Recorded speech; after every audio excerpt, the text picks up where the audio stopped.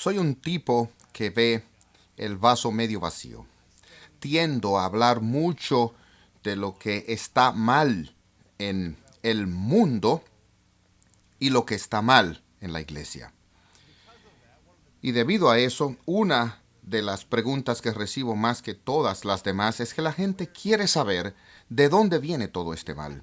No tienes que ser un tipo que ve el vaso medio vacío para notar que culturalmente hablando las cosas en los Estados Unidos y en el oeste no están bien. Las cosas de la iglesia van cuesta abajo. La iglesia está teniendo menos y menos impacto. Los cristianos son cada vez más mundanos, y cuando hablamos de estas cosas nos preguntamos dónde está el giro en el camino, dónde nos empezó a ir mal.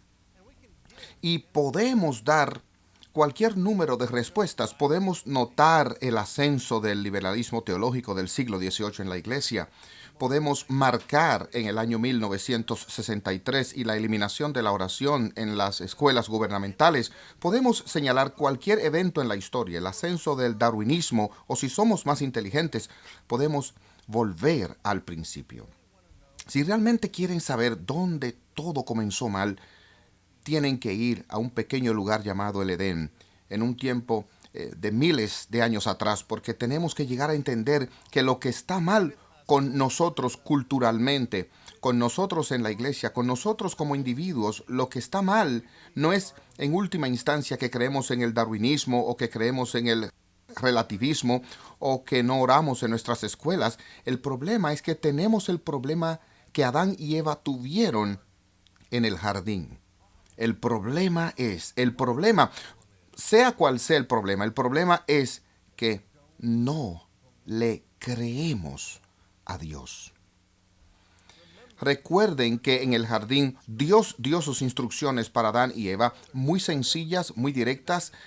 Pueden comer de cualquiera de las frutas de los árboles, no coman de este árbol, fructificaos, multiplicaos, llenad la tierra, sojuzgadla, y viene el diablo y las primeras palabras de su boca son: con que Dios os ha dicho. Su deseo entonces, su deseo ahora es llevarnos a dudar de la veracidad de lo que Dios ha dicho.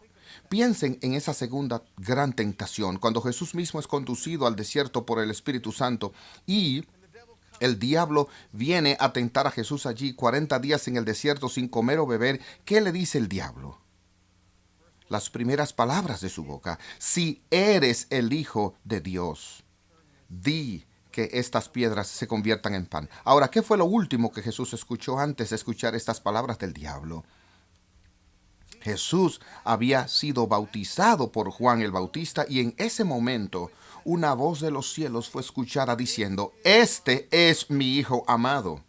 Lo próximo que la serpiente dice: sí, eres el Hijo de Dios. Su deseo, la meta de la serpiente es llevarnos a no creerle a Dios. Lo cual es en última instancia la razón por la cual estamos haciendo esta serie. Si el diablo o el deseo de él es que no le creamos a Dios, ¿no tiene sentido que el deseo de Dios sea que le creamos a él? Y tenemos a Dios, su palabra, afirmamos que es cierta dentro de la iglesia, pero ¿realmente la creemos? Estaremos considerando en esta serie 12 promesas bíblicas directamente tomadas de la palabra de Dios. Estaremos considerando lo que son y estaremos considerando cómo y por qué nos da dificultad creerlas. Y espero que en nuestra conversación estaremos mejor preparados para creer lo que Dios ha dicho. Y no hay mejor lugar para comenzar que en 2 Timoteo capítulo 3, muy conocido, y vamos a empezar con el versículo 16, donde leemos: toda la escritura es inspirada por Dios y útil para enseñar, para redarguir, para corregir, para instruir en justicia, a fin de que el hombre de Dios sea perfecto, enteramente preparado para toda buena obra. Ahora, quiero sugerir esa evidencia, exposición A, en mi contención de que no creemos las promesas de Dios es que no entendemos este texto como una promesa de Dios. Todo el mundo conoce este texto, todo el mundo lo cita y lo utilizamos en diferentes maneras. A veces lo usamos como aguijón para empujarnos a estudiar la palabra de Dios y eso está bien, eso es perfectamente apropiado. En algunos ámbitos hemos usado este texto como un texto de prueba para probar y demostrar la doctrina de la inerrancia de la Escritura, que la Biblia está libre de errores en todo lo que enseña. Ahora, creemos en la doctrina de la inerrancia de la Escritura, creemos en la importancia de la doctrina de la inerrancia de la Escritura. Y estoy inclusive dispuesto a confesar que este texto nos enseña la doctrina de la inerrancia de la Escritura. La pregunta ¿es eso todo lo que nos enseña? Si usted fuera el diablo, y usted no es, yo confío, pero si usted fuera el diablo y usted tuviera el poder de impedir que la gente creyera en la doctrina de la inerrancia de la Escritura, o impedir que leyeran la Escritura, ¿cuál haría usted? Al diablo no le importa si creemos en la inerrancia de la Escritura, siempre y cuando no sepamos lo que dice. A él no le importa si creemos que es verdad, siempre y cuando lo que estemos oyendo, lo que estemos viendo, sea algo inferior a lo que Dios realmente dice. Lo que tenemos aquí es nuevamente una defensa de la doctrina de la inerrancia de la Escritura, pero hay una promesa de Dios. ¿Qué está Dios prometiendo hacer aquí? Bien, antes de que lleguemos a eso, quiero que consideremos el principio del capítulo para establecer un pequeño contexto. El capítulo 3 empieza de esta manera. También debes saber esto, y esto es asunto de ver el vaso medio lleno, o perdóneme, el vaso medio vacío. También debes saber esto, que en los postreros días vendrán tiempos peligrosos, porque habrá hombres amadores de sí mismos, avaros, vanagloriosos, soberbios, blasfemos, desobedientes a los padres, ingratos, impíos, sin afecto natural, implacables, calumniadores, intemperantes, crueles, aborrecedores de lo bueno, traidores, impetuosos, infatuados, amadores de los deleites más que de Dios. No tienen que remontarse al jardín, no tienen que remontarse al inicio del darwinismo, no tienen que ir a ningún tiempo en particular. Esta es nuestra condición, esto es lo que somos, pero lo que quiero que noten acerca de esto es lo que aquí falta. En esta descripción de nuestro problema, hay algo aquí que suena como a ignorancia. Es el problema al que Pablo se refiere cuando le está escribiendo a Timoteo, que no sabemos suficiente. Nada de eso está aquí. Todo en esta lista no es un problema intelectual, sino un problema moral. Y, desafortunadamente, porque somos tan mundanos, pensamos que nuestros problemas son problemas intelectuales. Quiero sugerirles que en la cultura americana moderna, en una mentalidad modernista, el gran sacramento, la gran herramienta para la santificación cultural en la mentalidad del mundo más amplio, es de hecho la educación. Cuando hay un problema, ¿cómo lo resolvemos? Enseñamos la solución. Cuando hay un problema, ¿cómo lo solucionamos? Desarrollamos un currículo. Piensen en todos los problemas sociales a los que Washington se enfrenta. ¿Cómo lo hace? Creando comerciales. Usted no puede encender su radio, usted no puede ver su televisión sin que el gobierno le diga lo que se prepare para hacer. Le diga que se coma sus vegetales, le diga que haga esto, aquello, todo porque el pensamiento es que nosotros no sabemos. No estamos comiendo vegetales porque somos ignorantes y entonces nos enseñan. Ese no es nuestro problema aquí. Nuestro problema no es con lo que no sabemos.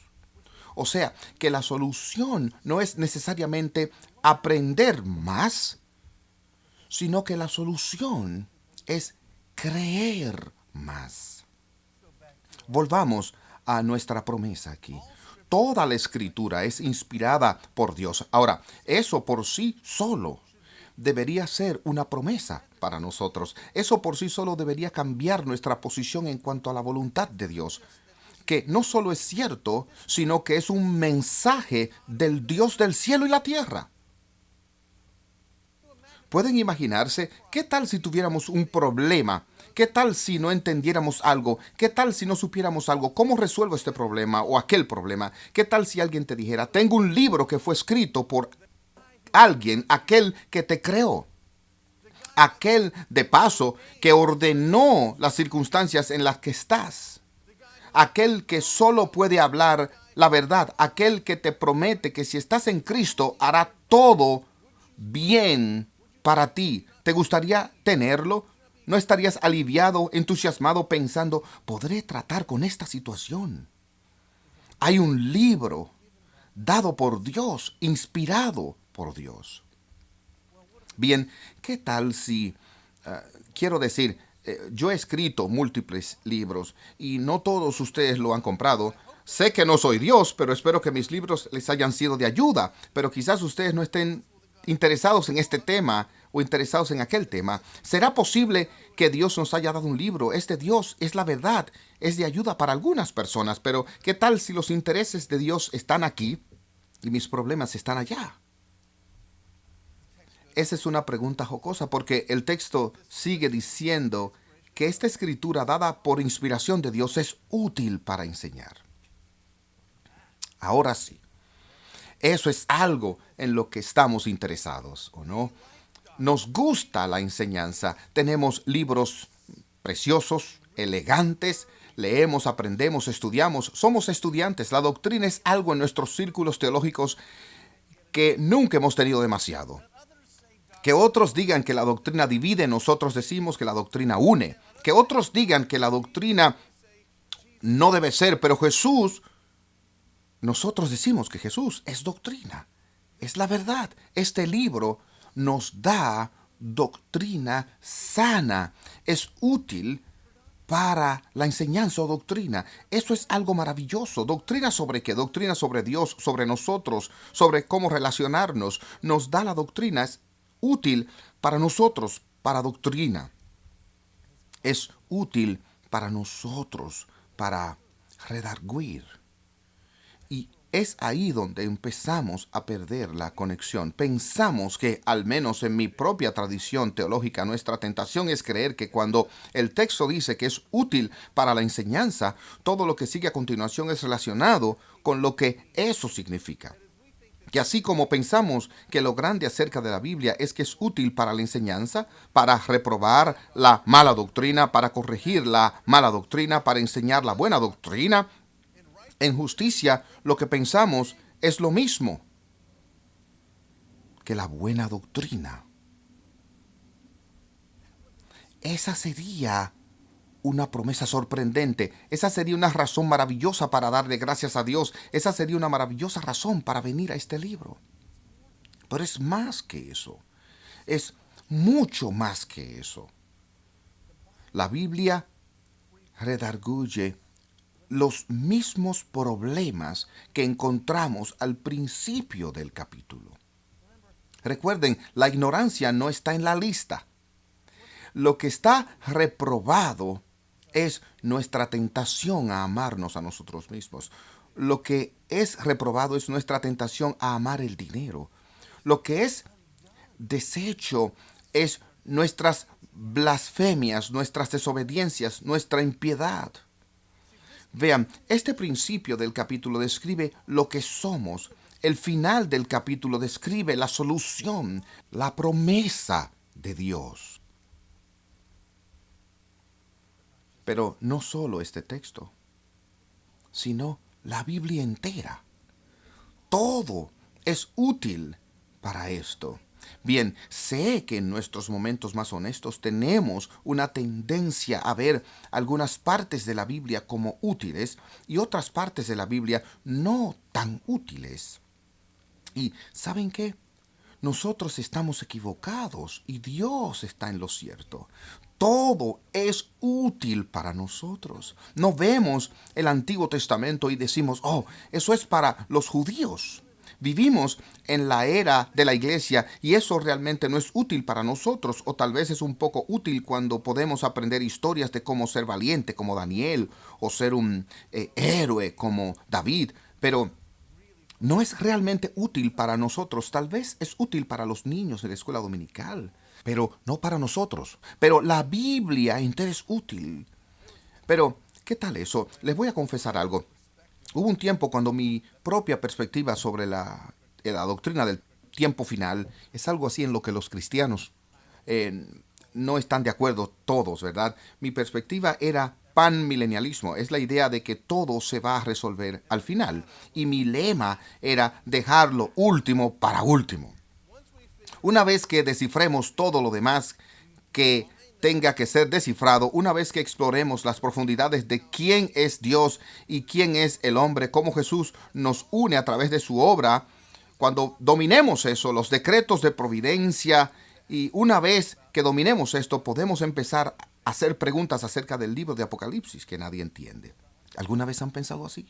La Biblia dice que toda escritura es útil. Yo tuve que olvidar mi manera de pensar sobre el milenio y decir, oye, si Dios dice que esto importa, el hecho es que así ha sido. El que no sea fácil para mí entenderlo no significa que puedo hacerlo a un lado. Todo es útil. Y entonces tenemos esto. Hacemos la Biblia menos que útil cuando tratamos de desaparecerla, cuando tratamos de conceptualizarla, cuando tratamos de diluirla, cuando tratamos de hacerla prudente. Una de las formas en que la iglesia anteriormente trata de hacer esto es alejándose de esos lugares donde Dios no es muy amable, ¿cierto? ¿Alguna vez han tenido esa perspectiva que el Antiguo Testamento, Dios allí era medio raro, molesto todo el tiempo? Él estaba atacando a los hijos de Aarón por el fuego ese, y él está atacando a este, y él está diciendo, ve y mata a toda la gente en tierra de Canaán. Entonces abrimos el Nuevo Testamento y de repente sale el sol, y Dios es dulce, amable, misericordioso. Bien, como una nota al margen, quiero recordarle a la gente que cuando toman esa perspectiva, que hay solo un lugar en la Biblia donde Dios mató a un hombre inocente, y ese es en el Nuevo Testamento. Así que tenemos que ser cuidadosos con esa perspectiva y tenemos que tener cuidado de no caer en la misma, echando a un lado aquellas cosas en las que Dios se deleita, en las que nos está hablando. No decimos que los salmos deprecatorios no son para nosotros. Todo es útil. Pero en esta serie quiero que hablemos acerca del otro lado de la ecuación, porque muy a menudo somos personas que vemos el vaso medio vacío. Y puede que seamos francos y puede que seamos fuertes y estemos dispuestos a hablar de cosas difíciles de la Biblia, que seamos capaces de plantarnos firmes por la santidad de Dios, la ley de Dios, la justicia, el juicio, pero puede que no disfrutemos la plenitud de la gracia de Dios, según es revelada en toda la Escritura y según nos es prometida. Yo preparé esta serie de forma tal que fuera medio contraintuitiva a mi mentalidad de ver el vaso medio vacío, porque pienso que todos tenemos ese problema. Yo quería echarle un vistazo no a las cosas difíciles de la Biblia, sino a las cosas preciosas, las cosas completas, las promesas que aún nos dan trabajo creer. La Biblia está llena de las promesas de Dios. De hecho, las promesas de Dios son tan ricas y tan chocantes que, al igual que aquellos a los que no les gusta Dios cuando está airado en el Antiguo Testamento y nos avergonzamos de él, pensamos que Dios está actuando como cualquier vendedor celoso que nos está prometiendo la luna. Y así venimos y decimos, bueno, si Dios dijo esto, pero hay que entender aquello, y empezamos a hablar rápidamente y raro como al final de un comercial, ¿verdad? Empezamos a quitar con nuestra mano izquierda lo que creemos que Dios nos está dando con su mano derecha. Tratamos de ajustarnos y hacerlo algo seguro, razonable, que quepa en nuestras sensibilidades calmadas y sosegadas, cuando la realidad es, mis amigos, que tenemos un Padre pródigo, un Padre que está rebosando con abundancia en sus promesas, que hace promesas chocantes y las cumple. Lo tenemos nuevamente aquí. Tenemos la promesa de un libro que es verdadero. Tenemos una promesa de un libro que es, en su verdad, una obra para santificarnos y purificarnos. Ese es otro de nuestros problemas que seguirá surgiendo en nuestros estudios. Una de las razones por las que no creemos en las promesas de Dios es que no creemos la gran promesa de que Él nos hará semejantes a su Hijo. No solo no creemos que eso será cierto, no creemos que sea importante, no lo valoramos, no vemos la gloria de la promesa. Esa corrección, esta reprensión, este entrenamiento en justicia tiene una meta, un final, un telas, que es más glorioso de lo que nuestros ojos han visto u oídos han escuchado y lo que ha entrado en la mente de los hombres para ser contemplado, la promesa de Dios en su Hijo. Y por el poder santificador de su palabra es que Él nos está haciendo como Jesús. Mi deseo, según continuamos viendo varias y diferentes promesas, vamos a ver promesas del Antiguo Testamento, del Nuevo Testamento, de los Salmos, las promesas en las epístolas, en los evangelios y en todo lugar. Mi esperanza y mi meta es que cuando veamos estas promesas no vamos a simplemente aceptar que esto es cierto, esto es verdad, esto es verdad. Esta promesa es algo que yo puedo abrir. Quiero que según llenemos esos espacios, empecemos a cultivar un espíritu que reconoce, que busca, que se goza en la sobreabundante gracia de Dios en nuestras vidas. Quiero que lleguemos a creer más ampliamente el Evangelio de Jesucristo en su plenitud. La promesa de Dios no es meramente, amigos, que vamos a librarnos de la ira de Dios y terminar tocando arpas en las nubes por siempre. El Evangelio es que Jesús nos está haciendo como a sí mismo en y a través de su palabra, y Él nos está llamando a llegar allí según creemos sus promesas día tras día.